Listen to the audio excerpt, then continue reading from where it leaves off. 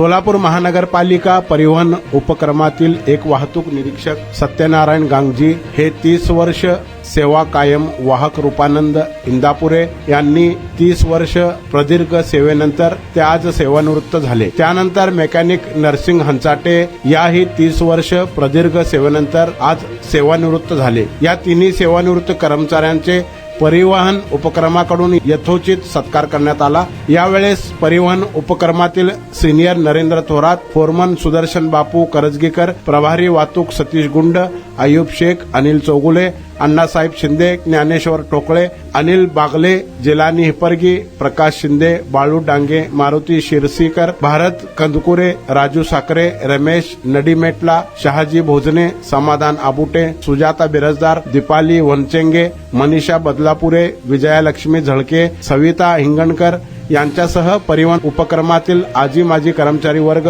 बहुसंख्येने उपस्थित होते। नारायण घंटे, लोकप्रधान न्यूज, सोलापूर।